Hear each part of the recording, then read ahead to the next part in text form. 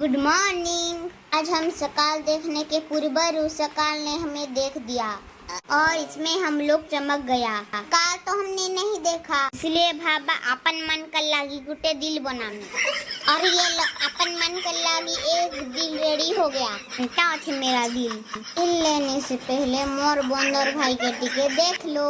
फिर टिफिन लागी मम्मा को ऑर्डर दे दिया। मम्मा ने बड़ा बनाया, खाएबार लागी हमको दे दिया। मैं तो सीधा साधा बच्चा नहीं थी। फिर जुगाड़ लगाया, फिर मोर बंदर भाई के साथ मोबाइल देखी बड़ा खाया। खाते खाते गाधवार लगी टाइम हो गया तो हमें देसी स्विमिंग पूल में गाधने गया, मतलब नदी में गाधने गया। फिर बेला हुआ तो हमने बिरयानी ठूसा। ये लो के ठूस दो। बिरयानी अच्छे से ठूस के ट्यूशन लगी रेडी हो गया।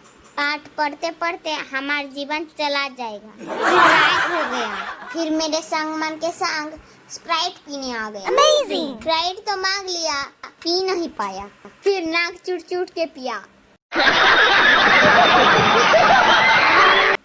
काजी ने पैसा पहले से दे दिया। पैसा वेस्ट नहीं जाना चाहिए। और मेरा वीडियो अच्छा लगा तो लाइक शेयर कमेंट जरूर करना। ई वीडियो बेसी भल लागो छे कि आगर वीडियो मने भल लागो छे जल्दी कमेंट रे कहबे।